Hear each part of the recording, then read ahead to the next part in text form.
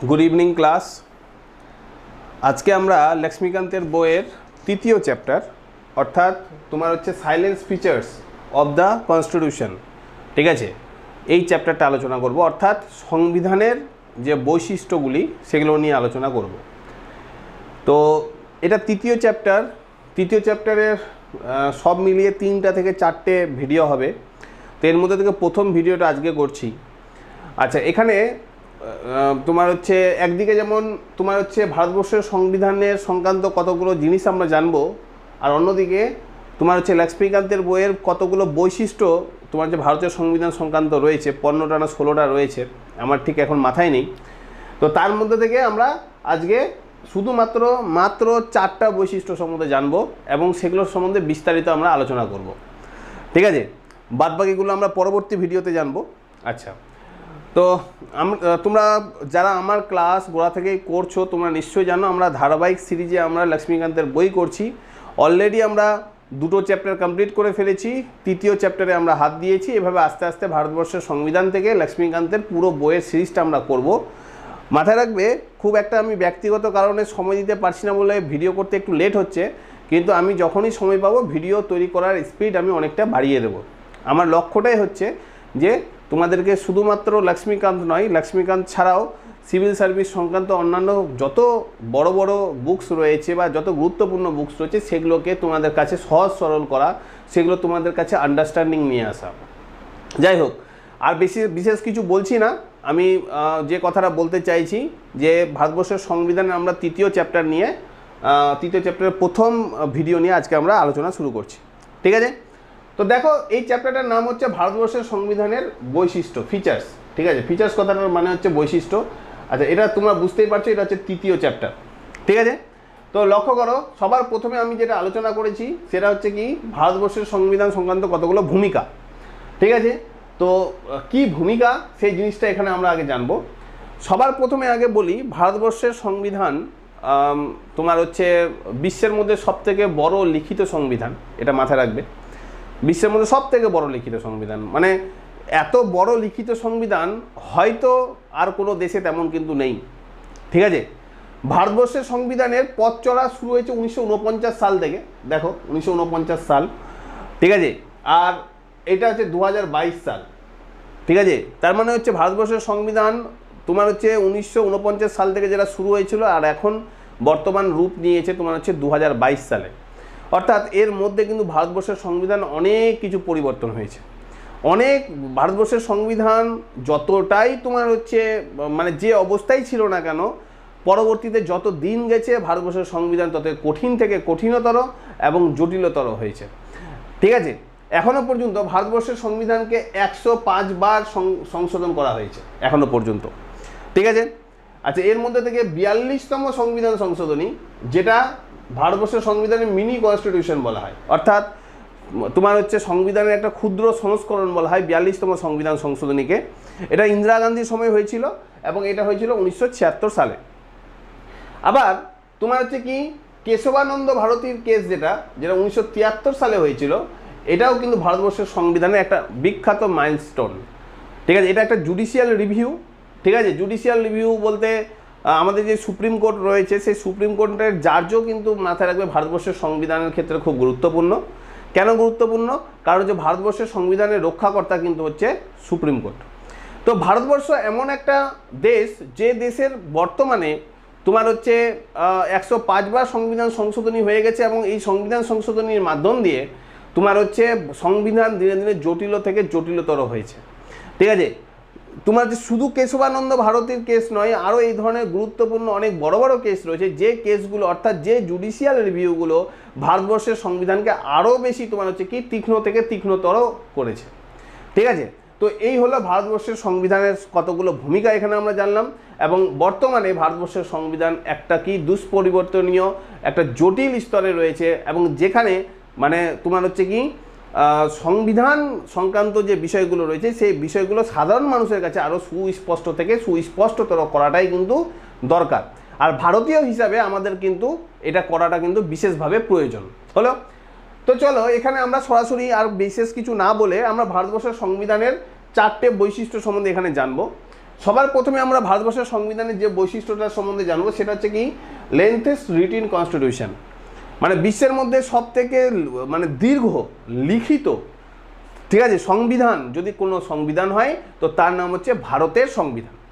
ঠিক আছে, ভারতবর্ষের সংবিধান যখন প্রথম তৈরি হয়েছিল তোমরা নিশ্চয়ই জানো 1949 সালের 26শে নভেম্বর এটা অ্যাডপ্ট হয়। তো সেই সময় ভারতবর্ষের সংবিধানে যা যা ছিল, কি কি ছিল, প্রস্তাবনা ছিল, ঠিক আছে, 395টা আর্টিকেল ছিল, তারপরে হচ্ছে 22টা পার্ট ছিল এবং তোমার হচ্ছে 8টা তপশিলি ছিল।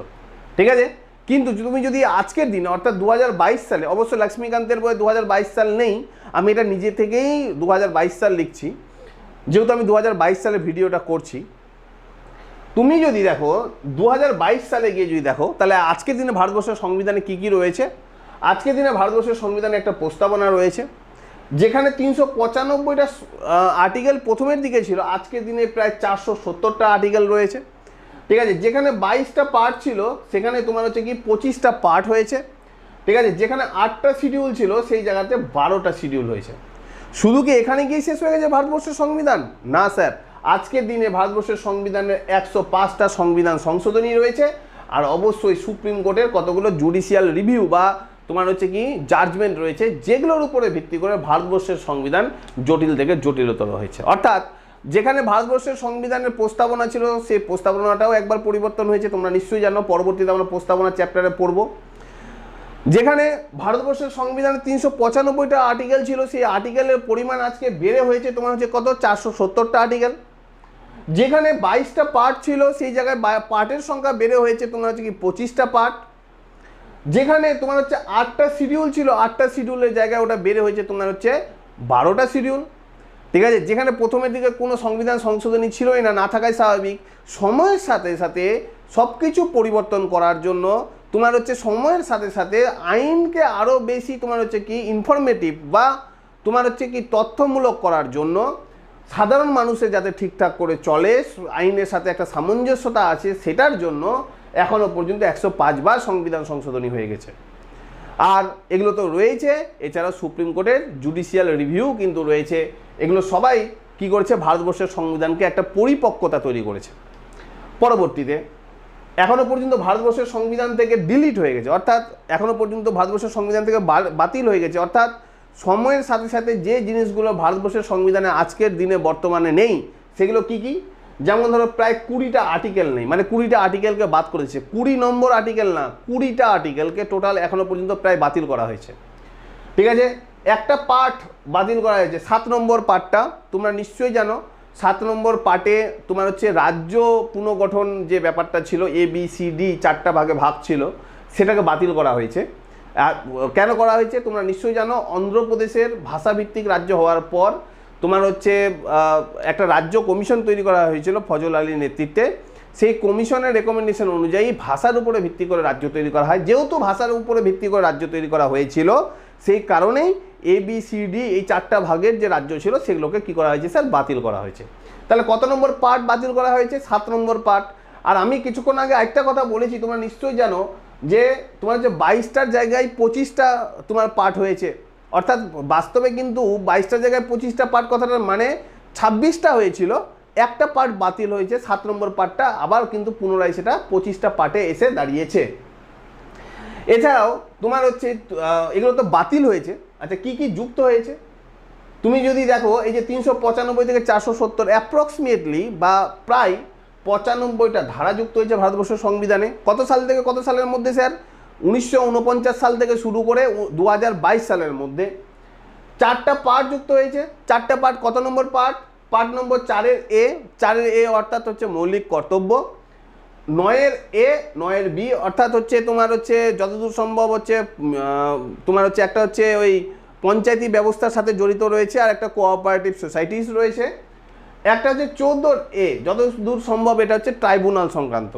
ঠিক আছে, তো এই হলো 4টে পার্ট রয়েছে, যে পার্ট 4টা যুক্ত হয়েছে। এছাড়াও 4টা শিডিউল যুক্ত হয়েছে, অর্থাৎ আগে তো 8টা শিডিউল ছিল বা তোমার হচ্ছে তপশিলি ছিল, আজকের দিনে 12টা, অর্থাৎ 9, 10, 11, 12 4টা তপশিলিকে কি করা হয়েছে স্যার, বাড়ানো হয়েছে। তো এই 4টা তপশিলি বেড়েছে, তার মানে বুঝতেই পারছো আজকের দিনে ভারতবর্ষের সংবিধানে তাহলে কি কি রয়েছে। আমি কিন্তু আবার সেটা সারাংশ টানছি।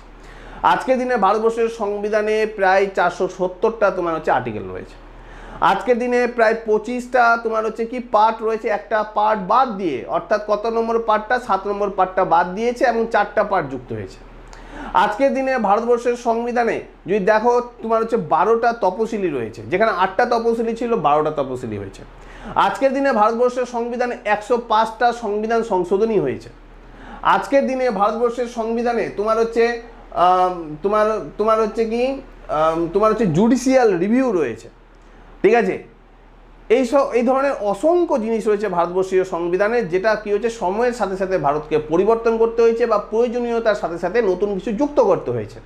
আর এগুলো দিয়ে আমরা বলতে পারি ভারতবর্ষের সংবিধান সারা বিশ্বের মধ্যে একটা বৃহত্তম দীর্ঘতম লিখিত সংবিধান হলো। তাহলে আমরা প্রথম পয়েন্টটা বুঝতে পেরেছি।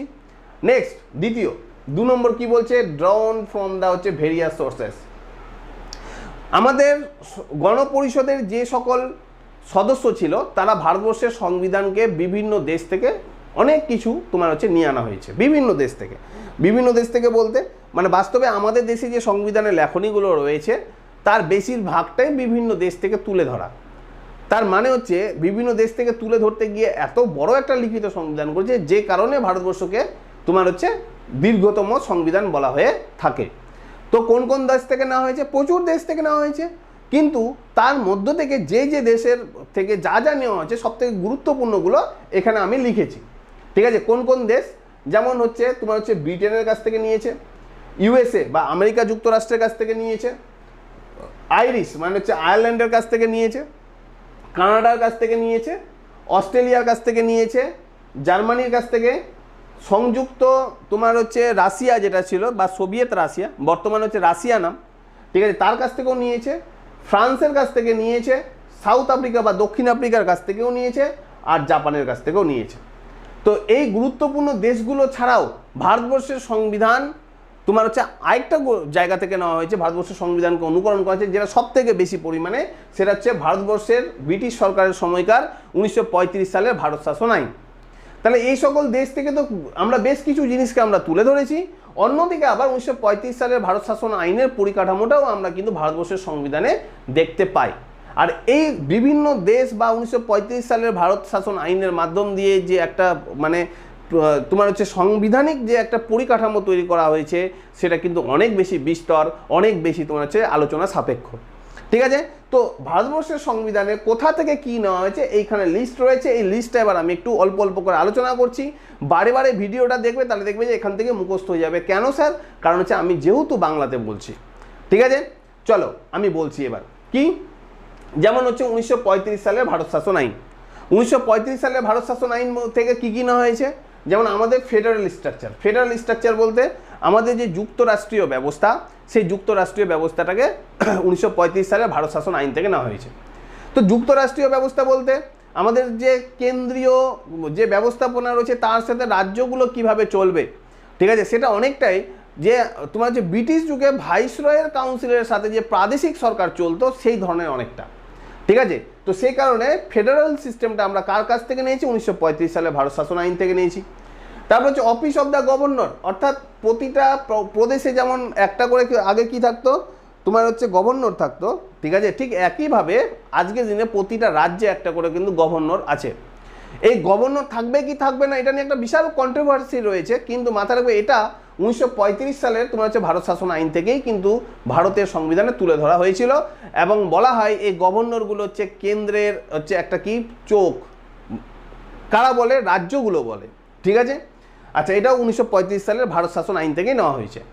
পরবর্তীতে হচ্ছে জুডিশিয়ারি। আমাদের যে জুডিশিয়ারি বা বিচার ব্যবস্থা রয়েছে, সেই বিচার ব্যবস্থাটাও কিন্তু হচ্ছে তোমার হচ্ছে ভারত শাসন আইন থেকে নেওয়া হয়েছে 1935 সালের।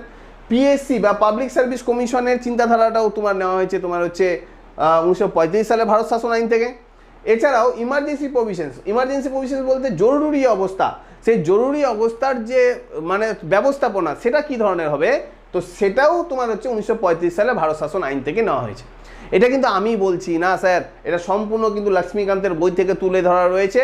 তোমরা যদি লক্ষ্মীকান্তের বইয়ের 3য় চ্যাপ্টারটা দেখো এবং শেষের দিকে দেখবে একটা ছক রয়েছে, সেই ছকটাকেই আমি কিন্তু এখানে লিখিত আকারে তুলে ধরেছি। হলো? তো এই যে জিনিসগুলো তাহলে এগুলো 1935 সালে ভারত শাসন আইন থেকে নিয়েছে। তাহলে কি কি হলো?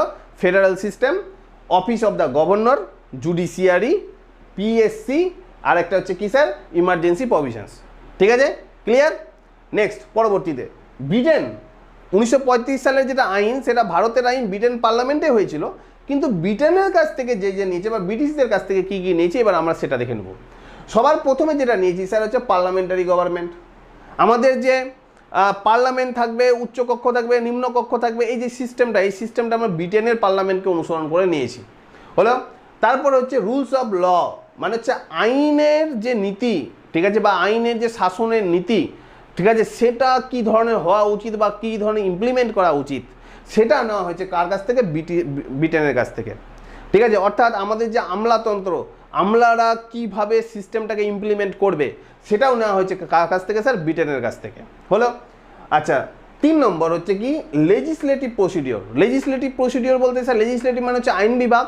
তো আইন বিভাগের যে কার্যপ্রণালী, সেই কার্যপ্রণালীটাও আমরা ব্রিটেনের কাছ থেকে নিয়েছি। আইন বিভাগ বলতে আমাদের দেশের কেন্দ্রের ক্ষেত্রে হচ্ছে পার্লামেন্ট, আর রাজ্যের ক্ষেত্রে হচ্ছে বিধানসভা। তো সেটা কিভাবে তোমার হচ্ছে প্রসিডিওরটা চালাবে সেটা আমরা কিন্তু ব্রিটেনের কাছ থেকে নিয়েছি। তারপর হচ্ছে সিঙ্গেল সিটিজেনশিপ, অর্থাৎ একক যে নাগরিকত্ব বা একটাই নাগরিকত্ব থাকবে সারা দেশে, এই নীতিটাও আমরা ব্রিটেনের কাছ থেকে নিয়েছি। তারপর হচ্ছে কি sir cabinet system. Cabinet system বলতে তোমরা নিশ্চয়ই জানো কেন্দ্রের একটা ছোট ক্যাবিনেট থাকে, রাজ্যগুলোরও কিন্তু একটা ছোট্ট ক্যাবিনেট থাকে। এই যে ক্যাবিনেট বা ক্যাবিনেটের যে এক্সিকিউটিভ বা প্রশাসনিক যে ব্যবস্থাপনা সেটা হচ্ছে সরকার চালায়। তো এই যে ব্যবস্থাপনাটা এটাও আমরা কার কাছ থেকে নিয়েছি? ব্রিটেনের কাছ থেকে নিয়েছি। তারপরে হচ্ছে কি স্যার তোমার হচ্ছে প্রেরোগেটিভ রিটস মানে হচ্ছে কি স্যার লেখো। ঠিক আছে, তোমরা নিশ্চয় জানো 32 নম্বর ধারা অনুযায়ী সুপ্রিম কোর্ট কতগুলো রিট জারি করতে পারে। তো সেই রিটগুলোর মাধ্যম দিয়ে সুপ্রিম কোর্টের যে ক্ষমতা সেটাকেই বলা হচ্ছে প্রেরোগেটিভ রিট। সেই রিট জারি মানে রিটের যে পলিসি বা রিটের যে সিস্টেম এবং সুপ্রিম কোর্টকে বাড়তি ক্ষমতা দেওয়া সেটাও কিন্তু আমরা ব্রিটেনের কাছ থেকে নিয়েছি। তারপর হচ্ছে কি স্যার পার্লামেন্টারি প্রিভিলেজ বলতে কি স্যার পার্লামেন্টারি ব্যবস্থাপনার মাধ্যম দিয়ে দেশ পরিচালনা করা এবং পার্লামেন্টকে বিশেষ গুরুত্ব দেওয়া। পার্লামেন্ট একদিকে যেমন লেজিসলেটিভের কাজ করছে, অন্যদিকে আবার এক্সিকিউটিভেরও কাজ করছে। তো এই ব্যবস্থাপনাটা আমরা কার কাছ থেকে নিয়েছি? ব্রিটেনের কাছ থেকে নিয়েছি। আর একটা কি স্যার বাইকামেরালিজম যে সিস্টেমটা, অর্থাৎ হচ্ছে উচ্চকক্ষ, নিম্নকক্ষ, তারপর হচ্ছে ওইটা কীভাবে চলবে, ঠিক আছে, সেই ব্যবস্থাপনাটাও আমরা কিন্তু কার কাছ থেকে নিয়েছি? আমরা ব্রিটেনের কাছ থেকে নিয়েছি। তার মানে বুঝতে পারছো ব্রিটেনের কাছ থেকে বেশ কিছু জিনিস নিয়েছি। আমি আরেকবার রিপিট করে দিচ্ছি কী কী তাহলে: parliamentary government, rules of law, legislative procedure, single citizenship, cabinet system, তোমার হচ্ছে প্রেরোগেটিভ রিটস, তারপরে হচ্ছে পার্লামেন্টারি প্রিভিলেজ, আর একটা হচ্ছে কি তোমার হচ্ছে কি বাইকামেরালিজম, হলো। তো এই ব্যবস্থাপনাগুলো আমরা কোথা থেকে নিয়েছি স্যার? ব্রিটেনের কাছ থেকে নিয়েছি। পরবর্তী হচ্ছে কি স্যার ইউএসএ বা আমেরিকা যুক্তরাষ্ট্রের কাছ থেকে আমরা বেশ কিছু জিনিস নিয়েছি। তোমরা নিশ্চয় জানো আমেরিকা যুক্তরাষ্ট্র হচ্ছে বিশ্বের মধ্যে সব থেকে সুস্পষ্ট গণতান্ত্রিক দেশ। তো সেখান থেকে আমরা কি কি নিয়েছি সেটা আমরা দেখব। সেখান থেকে যেমন আমরা নিয়েছি হচ্ছে কি স্যার ফান্ডামেন্টাল রাইটস, অর্থাৎ মৌলিক অধিকার। আমাদের নাগরিকদের যে মৌলিক অধিকারের কথা বলা রয়েছে 12 নম্বর ধারা থেকে শুরু করে একদম 35 নম্বর ধারা পর্যন্ত, ঠিক আছে। তো সেই মৌলিক অধিকার যেটা রয়েছে সেই মৌলিক অধিকারটা আমরা কোথা থেকে নিয়েছি? ইউএসএ বা আমেরিকা যুক্তরাষ্ট্রের কাছ থেকে নিয়েছি। তারপর হচ্ছে ইন্ডিপেন্ডেন্স অফ জুডিশিয়ারি। দেখো জুডিশিয়ারি সিস্টেমটা নিয়েছি আমরা হচ্ছে ব্রিটেনের কাছ থেকে, কিন্তু জুডিশিয়ারি সিস্টেমটা নিয়েছি আমরা 1935 সালের ভারত শাসন আইনের কাছ থেকে। কিন্তু জুডিশিয়াল যে ইন্ডিপেন্ডেন্ট থাকবে, অর্থাৎ স্বাধীন থাকবে, জুডিশিয়ালের উপরে কোনো ধরনের তোখনোক করা যাবে না, সেই সিস্টেমটা নিয়েছি আমরা কার কাছ থেকে? তোমার হচ্ছে ইউএসএ বা আমেরিকা যুক্তরাষ্ট্রের কাছ থেকে। শুধু সেটা নয়, জুডিশিয়াল রিভিউ, কিছুক্ষণ আগে আমি জুডিশিয়াল রিভিউর কথাটা বলেছিলাম, ঠিক আছে। এই জুডিশিয়াল রিভিউ মানে হচ্ছে কি দেশের সংবিধান নিয়ে বিচার বিভাগীয় ব্যবস্থাপনা বা বিচারকরা কি মন্তব্য করছে, এবং সেটা ভারতবর্ষের শুধু না, মানে সেই দেশের তোমার হচ্ছে কি প্রশাসনিক ব্যবস্থা, বিচার বিভাগীয় ব্যবস্থা বা আইন বিভাগীয় ব্যবস্থার উপরে সেটা একটা কি ছাপ ফেলবে। তো এই যে ব্যবস্থাপনা বা এই যে বিশ্লেষণ কার? বিচার বিভাগীয়, এটাকে জুডিশিয়াল রিভিউ বলে। আমার কথাটা কিন্তু দ্বিতীয়বার একবার শুনবে, তাহলে কোথায় শুনবে? একবার তোমার হচ্ছে কেটে শুনে নেবে, তাহলে বুঝতে পারবে জুডিশিয়াল রিভিউ কি। এটা খুব গুরুত্বপূর্ণ জিনিস। তো জুডিশিয়াল রিভিউ তোমার হচ্ছে সেই সিস্টেমটা আমরা কার কাছ থেকে নিয়েছি? আমেরিকার কাছ থেকে নিয়েছি। তারপরে হচ্ছে sir impeachment of the president, অর্থাৎ রাষ্ট্রপতিকে যে ইমপিচমেন্ট করব সেই ইমপিচমেন্ট ব্যবস্থাপনাটাও আমরা কার কাছ থেকে নিয়েছি? আমেরিকা যুক্তরাষ্ট্রের কাছ থেকে নিয়েছি। তারপরে হচ্ছে তোমার হচ্ছে removal of the Supreme Court and High Court জাজেস, অর্থাৎ এক কথা হচ্ছে সুপ্রিম কোর্টের জাজকেও ইমপিচমেন্ট করা এবং হাইকোর্টের জাজকে যে ইমপিচমেন্ট করা, সেই ইমপিচমেন্ট করার পদ্ধতিটাও আমরা কার কাছ থেকে নিয়েছি? ইউএসএ বা আমেরিকা যুক্তরাষ্ট্রের কাছ থেকে নিয়েছি। দেখবে যে রাষ্ট্রপতি, সুপ্রিম কোর্টের বিচারপতি বা হাইকোর্টের বিচারপতির ইমপিচমেন্ট করার পদ্ধতিটা তোমার হচ্ছে পার্লামেন্টের হাতে রয়েছে এবং এই প্রসেসটাই কিন্তু কার কার মাধ্যম দিয়ে নিচ্ছি? ইউএসএ বা আমেরিকা যুক্তরাষ্ট্রের মাধ্যম দিয়ে নিচ্ছি। তারপর হচ্ছে কি স্যার, তোমার হচ্ছে কি post of the vice president, অর্থাৎ তোমার হচ্ছে একটা ভাইস প্রেসিডেন্ট থাকবে এবং সেই ভাইস প্রেসিডেন্ট হচ্ছে কোথা থেকে? রাজ্যপালের হচ্ছে কি স্যার, তোমার হচ্ছে চেয়ারম্যান থাকবে বা রাজ্যপাল বলছি রাজ্যসভার চেয়ারম্যান থাকবে। তো সেই ব্যবস্থাপনাটা আমরা ইউএসএ বা আমেরিকা যুক্তরাষ্ট্রের কাছ থেকে নিয়েছি। অর্থাৎ আমেরিকা যুক্তরাষ্ট্রের কাছ থেকে আমরা বেশ কিছু জিনিস নিয়েছি। তাহলে কি কি হলো? মৌলিক তোমার হচ্ছে কর্তব্য, ঠিক আছে, মৌলিক অধিকার, তারপর হচ্ছে জুডিশিয়ালির স্বাধীনতা, জুডিশিয়াল রিভিউ, তারপর হচ্ছে কি স্যার প্রেসিডেন্ট বা রাষ্ট্রপতির ইমপিচমেন্ট, সুপ্রিম কোর্টের বিচারপতির ইমপিচমেন্ট, তারপর হচ্ছে হাইকোর্টের জাজের ইমপিচমেন্ট, আর হচ্ছে ভাইস প্রেসিডেন্ট বা উপরাষ্ট্রপতির পদ সম্বন্ধে যা জিনিসগুলো রয়েছে সেগুলো আমরা কার কাছ থেকে নিয়েছি? আমেরিকা যুক্তরাষ্ট্রের কাছ থেকে আমরা নিয়েছি। তারপরে হচ্ছে আইরিশ। আইরিশ বলতে তোমার হচ্ছে আয়ারল্যান্ড। আয়ারল্যান্ডের কাছ থেকে আমরা কী কী নিয়েছি স্যার? ডিপিএসপি অর্থাৎ নির্দেশমূলক নীতি। তোমরা নিশ্চয়ই জানো 36 থেকে 51 নম্বর ধারার মধ্যে ডিপিএসপি রয়েছে, সেই ডিপিএসপি আমরা আয়ারল্যান্ডের কাছ থেকে নিয়েছি। তারপর হচ্ছে nomination of the Rajya Sabha member, অর্থাৎ রাজ্যসভার মেম্বার তোমরা নিশ্চয়ই জানো 12 জনকে রাষ্ট্রপতি নমিনেট করতে পারে।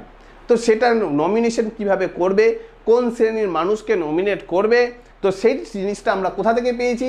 আমরা তোমার হচ্ছে আয়ারল্যান্ডের সংবিধানের কাছ থেকে পেয়েছি, আয়ারল্যান্ডের কাছ থেকে আমরা ওটা নিয়েছি। তারপর হচ্ছে প্রেসিডেন্টের ইলেকশন প্রসেস, অর্থাৎ তোমার হচ্ছে ইলেকটোরাল কলেজের মাধ্যম দিয়ে তোমার হচ্ছে নির্বাচন কমিশন কি করবে? প্রেসিডেন্টের তোমার হচ্ছে ভোট করাবে, ঠিক আছে, সেটা কি পদ্ধতি করবে এটাও আমরা আয়ারল্যান্ডের কাছ থেকে নিয়েছি। তোমরা নিশ্চয়ই জানো সামনে তোমার হচ্ছে প্রেসিডেন্টের তোমার হচ্ছে ভোটাভুটি আছে, এটা কিন্তু আমরা খুব তাড়াতাড়ি খুব বিস্তারিত জানবো। তারপরে পরবর্তীতে হচ্ছে কি স্যার? কানাডা, ঠিক আছে। কানাডা বলতে কে স্যার? কানাডা বলতে হচ্ছে তোমার হচ্ছে একটা দেশ, ঠিক আছে। সে কানাডার কাছ থেকে কী কী নিয়েছে আমরা দেখে নেব। কানাডার কাছ থেকে যেমন নিয়েছি ফেডারেশন উইথ দ্য হচ্ছে স্ট্রং সেন্টার, ঠিক আছে, মানে আমাদের ফেডারেল স্ট্রাকচার রয়েছে কিন্তু এই ফেডারেল স্ট্রাকচারের ফেডারেশন রয়েছে এবং সেখানে কেন্দ্রীয় প্রবণতা রয়েছে। এই কেন্দ্রীয় প্রবণতা বা কেন্দ্রের শক্তি বেশি, ঠিক আছে, সেইটা যে ব্যবস্থাপনা সেটা কোথার কাছ থেকে নিয়েছে? তোমার হচ্ছে কানাডার কাছ থেকে নিয়েছে। একটা ছোট্ট উদাহরণ দিই তাহলে তোমরা বুঝতে পারবে। যেমন হেলথ ব্যাপারটা কিন্তু পুরোপুরি হচ্ছে কার স্যার? পুরোপুরি হচ্ছে তোমার হচ্ছে রাজ্যের, তোমরা নিশ্চয়ই জানো।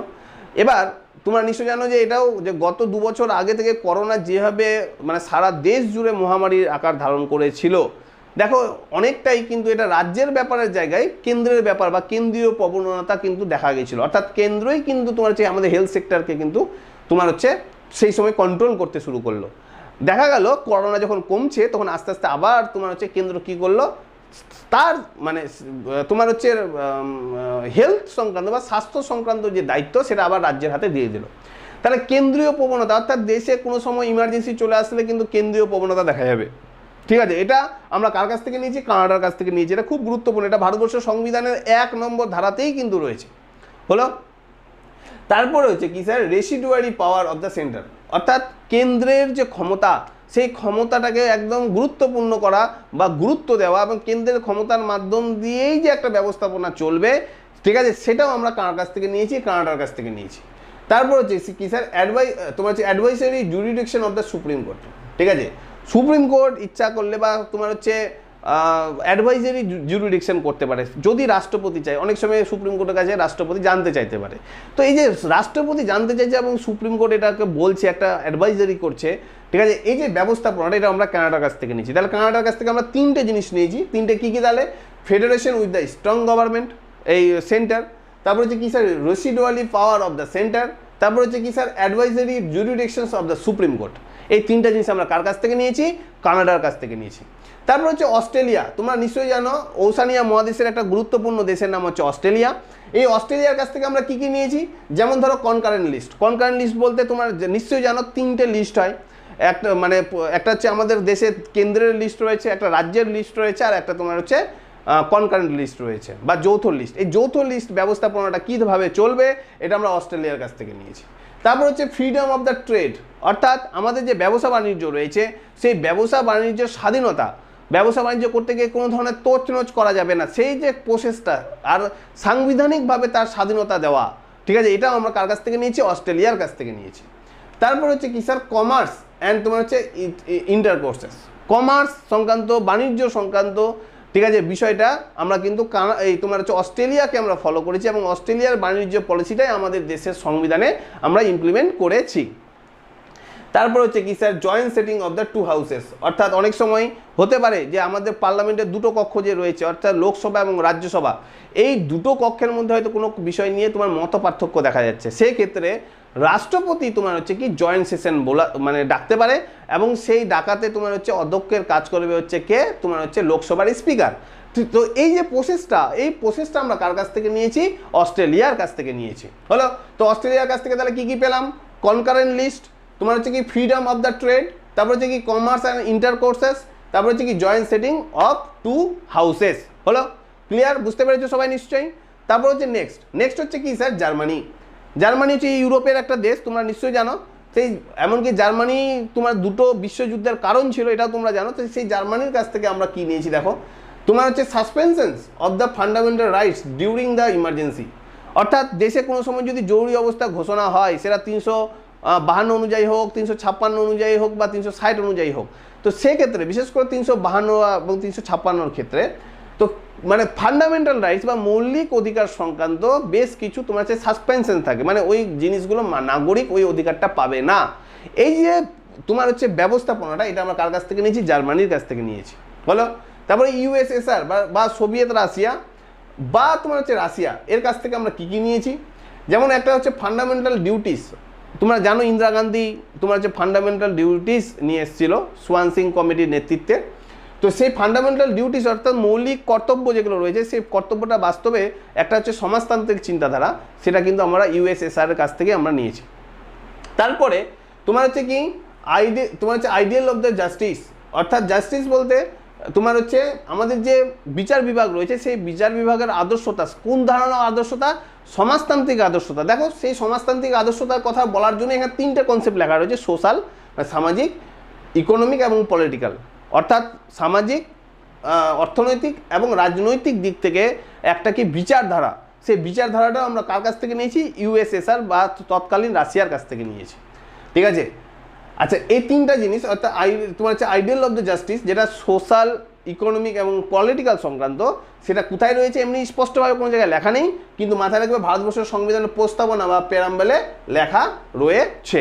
হলো, তাহলে স্যার আমরা ইউএসএসআর এর কাছ থেকে তাহলে কি নিয়েছি? তাহলে হচ্ছে প্যারাম্বেলের তোমার হচ্ছে কি আইডিয়াল জাস্টিসের তোমার হচ্ছে কনসেপ্ট, আর একটা কি হচ্ছে স্যার? মৌলিক কর্তব্য, অর্থাৎ হচ্ছে স্যার হচ্ছে ফান্ডামেন্টাল ডিউটিস। হলো, নেক্সট হচ্ছে কি স্যার? ফ্রান্সের কাছ থেকে কি নিয়েছি? ফ্রান্সের কাছ থেকে যেমন নিয়েছি স্যার হচ্ছে Republic and idea of the liberty. ঠিক আছে, তোমার হচ্ছে লিবার্টির তোমার হচ্ছে প্রসেস এবং রিপাবলিক জিনিসটা কি, ঠিক আছে, এই দুটো জিনিস আমরা নিয়েছি। কার কাছ থেকে নিয়েছি? তোমার হচ্ছে ফ্রান্সের কাছ থেকে নিয়েছি। শুধু এই দুটো না, ইকুয়ালিটি, ফেটার্নিটি ইন দ্য প্যারাম্বেল, ঠিক আছে, অর্থাৎ প্যারাম্বেল বা প্রস্তাবনার যে আইডিয়াল কথাগুলো রয়েছে, সেই আইডিয়াল কথাগুলোর মধ্যে থেকে লিবার্টি, ইকুয়ালিটি এবং ফেটার্নিটি, এই 3টা যে কনসেপ্ট, আমি আবার বলছি, লিবার্টি, ইকুয়ালিটি আর হচ্ছে ফেটার্নিটি, হলো লিবারাল, ইকুয়াল আর ফেটারাল। ঠিক আছে, এই 3টা কনসেপ্ট আমরা কোথা থেকে পেয়েছি? আমরা তোমার হচ্ছে ফ্রান্সের কাছ থেকে পেয়েছি। এই 3টা কনসেপ্ট আমাদের ভারতবর্ষের সংবিধানে কোথায় রয়েছে? প্যারাম্বেলে রয়েছে। তার মানে হচ্ছে স্যার, প্যারাম্বেলের জিনিসগুলো বা আদর্শটা আমরা বিভিন্ন দেশ থেকে নিয়েছি, তার মধ্যে থেকে কিছুটা নিয়েছি ইউএসএসআর এর কাছ থেকে, আর কিছুটা নিয়েছি আমরা কার কাছ থেকে? ফ্রান্সের কাছ থেকে। এবং এই ইউএসএসআর এবং ফ্রান্স দেখবে একই টাইপের সমাজতান্ত্রিক চিন্তাধারা। আমি এটা বলতে চাইছি যে ফ্রান্সের তোমার হচ্ছে আজকের দিনেও যে দেখবে যে সামাজিক চিন্তাধারা, সেটা কিন্তু ইউরোপের অন্যান্য দেশের মতো কিন্তু নয়, তাদের চিন্তাধারাটা অনেকটা সমাজতান্ত্রিকের মতোই। অবশ্য ফ্রান্সও আস্তে আস্তে তার সমাজতান্ত্রিক চিন্তাধারা থেকে মুক্ত চিন্তাধারায় আসছে, সেটা আলাদা কথা, কিন্তু ফ্রান্সেরও এই চিন্তাধারাটা ছিল। তো আমাদের প্রস্তাবনার যে কনসেপ্টটা, সেটা কিছুটা আমরা ইউএসএসআর এর কাছ থেকে নিয়েছি আর কিছুটা আমরা ফ্রান্সের কাছ থেকে নিয়েছি। হলো, তারপর নেক্সট সাউথ আফ্রিকার দেশ, সাউথ আফ্রিকা বা দক্ষিণ আমেরিকা, সেই দক্ষিণ আফ্রিকা, এই দক্ষিণ আফ্রিকার কাছ থেকে আমরা দুটো জিনিস নিয়েছি, একটা কি স্যার অ্যামেন্ডমেন্ট প্রসিডিওর। অ্যামেন্ডমেন্ট বলতে ভারতবর্ষের সংবিধানের যে তোমার হচ্ছে সংশোধনী, যেটা 368 নম্বর ধারা, আরও বেশ কিছু ধারা দিয়ে সংশোধনী করা যায়, তো সেই সংশোধনী পদ্ধতিটা আমরা দক্ষিণ আফ্রিকার কাছ থেকে নিয়েছি। আর একটা কি sir elections of the Rajya Sabha member, অর্থাৎ রাজ্যসভার যে মেম্বারগুলো রয়েছে তাদেরকে কিভাবে ভোটে রাখা হবে। তোমরা নিশ্চয়ই জানো রাজ্যসভার মেম্বারদের সরাসরি কিন্তু জনগণ ভোট করে না, লোকসভার মেম্বারদের কিন্তু লোকসভার ভোট হয়, কিন্তু রাজ্যসভার মেম্বারগুলোকে কার মাধ্যম দিয়ে আসে, দেখবে যে প্রতিটা রাজ্যের যে বিধানসভা যারা সদস্য রয়েছে তাদের ভোটিংয়ের মাধ্যম দিয়ে রাজ্যসভার মেম্বাররা আসে। ঠিক আছে, তো এই যে ভোটের পদ্ধতিটা, সেই পদ্ধতিটাও কিন্তু হচ্ছে দক্ষিণ আফ্রিকার কাছ থেকে আমরা নিয়েছি। কার কাছ থেকে নিয়েছি? দক্ষিণ আফ্রিকা। লাস্ট দেশ হচ্ছে কি জাপান। এই জাপানের কাছ থেকে আমরা কি নিয়েছি? Procedure establish by the law, অর্থাৎ আইন কিভাবে তোমার হচ্ছে ইমপ্লিমেন্ট হয়, ঠিক আছে, সেই ইমপ্লিমেন্টের কিছু জিনিস আমরা জাপানের কাছ থেকে নিয়েছি। দেখবে রুলস অফ ল যেমন ব্রিটেনের কাছ থেকে নিয়েছি, আবার প্রসিডিওর ইস্টাবলিশ বাই ল হচ্ছে কার কাছ থেকে নিয়েছি? জাপানের কাছ থেকে নিয়েছি। কথাগুলোকে রিপিট করে করে 2বার 3বার 4বার ভিডিওটা দেখবে, তাহলে এটা ক্লিয়ার হয়ে যাবে। এখান থেকে প্রচুর কোশ্চেন আসে, WBCS এর মেন্সের ক্ষেত্রেও দেখতে পাই আমি, কিন্তু পিলির ক্ষেত্রেও দেখতে পাই, খুবই গুরুত্বপূর্ণ এগুলো। ঠিক আছে, তাহলে স্যার কোন কোন দেশের কাছ থেকে? British, USA, Ireland, Canada, Australia, Germany, USSR, Russia, France, দক্ষিণ আফ্রিকা আর জাপান, এই প্রতিটা দেশের কাছ থেকে ভারতবর্ষের সংবিধানে কিছু না কিছু নিয়েছে। এছাড়াও ভারতবর্ষে যখন ব্রিটিশরা ছিল তখনকার 1935 সালের ভারত শাসন আইন থেকেও কিন্তু বেশ কিছু জিনিস কিন্তু স্যার নিয়েছে। হলো, তো এই সম্বন্ধে আমরা জেনে নিলাম যে ভারতবর্ষের সংবিধানে কোথা থেকে কি নিয়েছে। হলো, 3 নম্বর পয়েন্ট হচ্ছে কি স্যার? বলছে ব্লেন্ড অফ দ্য তোমার হচ্ছে কি রিগুলিটি অ্যান্ড ফিক্সিবিলিটি। ঠিক আছে, ভারতবর্ষের সংবিধানটা কি? ঠিক আছে, অ্যাকচুয়ালি কি ভারতবর্ষের সংবিধান একদম পুরোপুরি মানে ফ্লেক্সিবল না হচ্ছে রিগুলেবল? ঠিক আছে, সেই জিনিসটা আমরা জানবো। ফ্লেক্সিবল মানে কি স্যার? ফিক্সড করে দেওয়া এই টাইপের, আর রিগুলেবল মানে হচ্ছে কি বাড়া কমা করা, মানে তোমার হচ্ছে রাবার, তোমার হচ্ছে কি পুরো এভাবে ভাবো রিগ্রেট থাকে। আর ফ্লেক্সিবল মানে হচ্ছে কি স্যার? রাবারকে তুমি বড় ছোট করো, তাহলে হচ্ছে ওটা গেলো ফ্লেক্সিবল। হলো, তো মাথায় রাখবে আমাদের দেশের যদি রিগ্রেট কনসেপ্টটা দেখো, তো অনেকটা কার মতো স্যার? USA বা আমেরিকা যুক্তরাষ্ট্রের মতো। আমরা বলতে আমাদের ভারতবর্ষের সংবিধান তোমার হচ্ছে অনেকটা রিগ্রেটের দিক থেকে যদি দেখো, অর্থাৎ ফিক্সডের দিক থেকে দেখো, তো অনেকটা কার মতো? তোমার হচ্ছে USA এর কাছে মতো বা আমেরিকা যুক্তরাষ্ট্রের মতো। আবার ভারতবর্ষের সংবিধান যদি ফ্লেক্সিবলের দিক থেকে দেখো, অর্থাৎ ঠিক রিগ্রেটও বলা যাবে না, কিছু উদাহরণ এমনও রয়েছে যে ভারতবর্ষের সংবিধান ফ্লেক্সিবল, সেইটা যদি দেখো তার উদাহরণটার ম্যাক্সিমামটা আমরা কোন দেশ থেকে পাই? ব্রিটেনের কাছ থেকে। অর্থাৎ ব্রিটেনের মতো আমরা হচ্ছে ফ্লেক্সিবল। তার মানে স্যার আমরা রিগ্রেটও না, আমরা ফ্লেক্সিবলও না। সেই কথাটা এবার কিন্তু পরীক্ষায় খুব আসেও। দেখো we are not a regret and not a flexible. ঠিক আছে, আমরা একেবারে সম্পূর্ণ রিগ্রেট নয়, আবার কি সম্পূর্ণরূপে ফ্লেক্সিবলও নয়। ঠিক আছে, এটা স্যার আমি এখানে দুটো পয়েন্ট আমি তুলে ধরেছি লক্ষ্মীকান্তের বই থেকে, যে আমরা এটা প্রমাণিত যে আমাদের দেশ পুরোপুরি রিগ্রেট নয়। পুরোপুরি রিগ্রেট নয় কেন স্যার? কি দেখো 1/3 মেজরিটি অফ পাস, মানে পার্লামেন্টে যে কোনো জিনিসের দেখবে সংবিধান সংশোধনী পদ্ধতির মধ্যে এটা জিনিস থাকে যে 1/3 অংশের মাধ্যম দিয়ে ওটাকে পাস করানো হতে পারে। আবার পার্লামেন্টারি তোমার হচ্ছে কি পাস করার জন্য একটা স্পেশাল মেজরিটি থাকে। স্পেশাল মেজরিটি জিনিসটাও কিন্তু তোমার হচ্ছে পাওয়া যায়। কোথা থেকে পাওয়া যায়? তোমার হচ্ছে ব্রিটেনের কাছ থেকে এই তোমার হচ্ছে পাওয়া যায়, মাথায় রাখবে। তার মানে হচ্ছে স্যার ভারতবর্ষের সংবিধান তাহলে পুরোপুরি ফ্লেক্সিবল নয়, ভারতবর্ষের সংবিধান পুরোপুরি রিগ্রেটেবল নয়, অর্থাৎ not a rigidity and not a flexibility. Okay, just like not a USA আর নট আ তোমার হচ্ছে কি তোমার হচ্ছে ব্রিটিশ। তাহলে কি ধরনের? আমাদের এই দিক থেকে যদি দেখো ভারতবর্ষের সংবিধান USA এবং ব্রিটেনের কম্বিনেশনে তৈরি। তো ঠিক আছে, আচ্ছা নেক্সট 4 নম্বর পয়েন্ট। ঠিক আছে, 4 নম্বর পয়েন্টটা কি বলছে দেখো, federal system with the unitary bias, অর্থাৎ আমাদের দেশ হচ্ছে কি তোমার হচ্ছে যুক্তরাষ্ট্রীয় ব্যবস্থা, কিন্তু মাথায় রাখবে কেন্দ্রীয় প্রবণতা বেশি। আচ্ছা, এই কেন্দ্রীয় প্রবণতা বেশি এটার জলজান্ত প্রমাণ কি স্যার? কি এখন কিছুক্ষণ আগে বললাম যে কানাডার কাছ থেকে এই কনসেপ্টটা আমরা নিয়েছি, যেখানে কেন্দ্রীয় প্রবণতা বেশি থাকবে, কিন্তু তারপরেও কিন্তু ভারতবর্ষের সংবিধান হচ্ছে কি যুক্তরাষ্ট্রীয়। অবশ্যই এটাও ঠিক, ভারতবর্ষের সংবিধানে তুমি সিঙ্গেল ওয়ান জায়গা পাবে না যেখানে ভারতবর্ষের সংবিধানে এই ফেডারেশন কথাটা লেখা হবে, এই ফেডারেশন বলছি সরি তোমার ফেডারেল কথাটা বা যুক্তরাষ্ট্রীয় কথাটা লেখা আছে, একটা জায়গা পাবে না। তাহলে স্যার আমাদের দেশ যুক্তরাষ্ট্রীয় হলো কি করে? আমাদের দেশে বিশেষ করে জুডিশিয়াল রিভিউতে বা সুপ্রিম কোর্টের যে জাজমেন্টগুলো রয়েছে সেই জাজমেন্টের কনসেপ্ট অনুযায়ী আমরা ভারতবর্ষের সংবিধানকে আমরা যুক্তরাষ্ট্রীয় বলতে পারি। ঠিক আছে, কিন্তু মানে সরাসরি ভারতবর্ষের সংবিধানে কোনো জায়গায় বলা নেই যে ভারতবর্ষের সংবিধান একটা কি ফেডারাল সিস্টেম। আর এই যুক্তরাষ্ট্রীয় ব্যবস্থা নিয়ে রাজ্য এবং কেন্দ্রের মধ্যে যে একটা মাঝে মধ্যেই চাপানোতর, বিশেষ করে আমাদের পশ্চিমবঙ্গের ক্ষেত্র অনুযায়ী দেখি, সেটা কিন্তু আমরা কিন্তু যথেষ্ট দেখতে পাই। হলো নেক্সট দেখো এখানে তাহলে আমরা ফেডারেল সিস্টেমটা কি ধরনের আমাদের দেশে, যেমন আমাদের দেশের ইউনিটারি সিস্টেমটার সাথে কিছু জিনিস জড়িত রয়েছে, যে ক্ষেত্রে আমরা বলতে পারবো যে আমাদের দেশে কেন্দ্রীয় প্রবণতা বেশি। কি কি? যেমন ধরো হচ্ছে স্ট্রং সেন্টার, মানে হচ্ছে স্যার কেন্দ্রের শক্তিটা আমাদের দেশে বেশি সরকার হিসাবে।